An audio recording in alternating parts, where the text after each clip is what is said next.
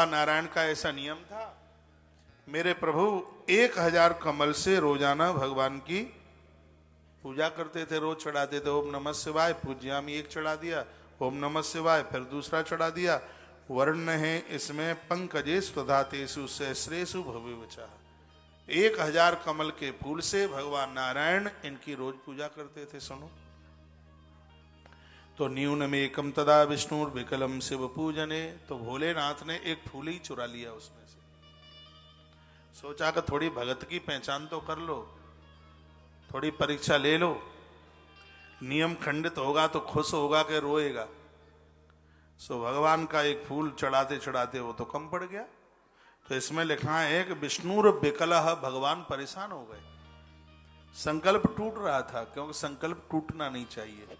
कोई भी आप व्रत उपवास तीज त्योहार जो भी कुछ करते हैं वो टिकाऊ होना चाहिए, बातों ही बातों में उसको तोड़ ना दें।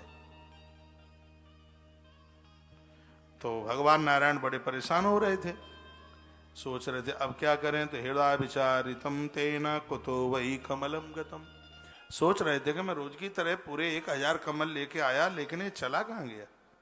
यातम यात सुखे नैवम मन्नेनम कमलम न किम, मेरा तो सुख, मेरा तो चित्त ही आज खिन्न हो गया है, मैं बहुत दुखी हूं।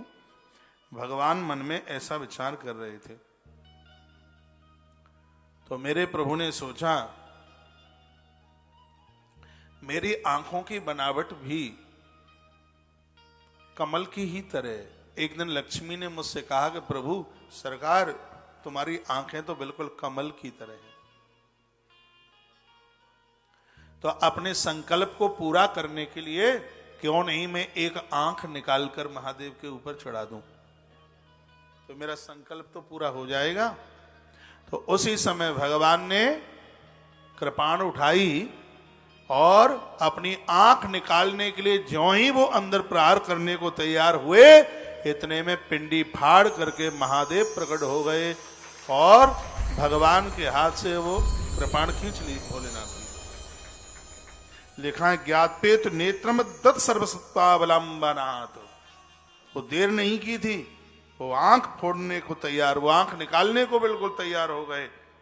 तो उसी समय भगवान शंकर प्रकट हो गए। भगवान भोलेनाथ ने कहा रुकिए रुकिए रुकिए। विष्णु भगवान बोले कैसे रुके। शृणु देव मया ध्येयम पठनीयम च किम प्रभु, हे प्रभु कैसे रुक जाएं, 1000 कमल रोज आपके ऊपर चढ़ाते हैं, आज हमारा संकल्प खंडित हो रहा। दुखानम नाशनार्थम ही महादेवम विष्णु अचन व्रतम।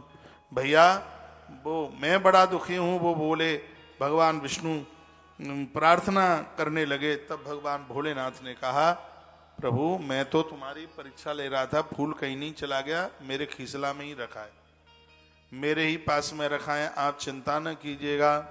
तो शिव कहने लगे मई भक्ति सदा ते तो हरे स्याद न पाइनी, सदा बंधस पूजस लोके भव सुरैरपि। हे प्रभु मैं आपको वरदान देता हूं, त्वैर भक्ति महादेव प्रसीदा वरदमुत्तमम, जो तुम्हारी पूजा करेगा उससे मैं अति प्रसन्न हो जाऊंगा।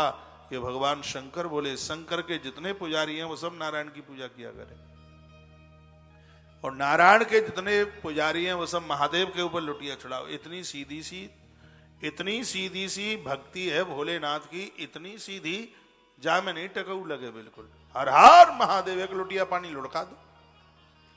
हाँ क्या लगता है।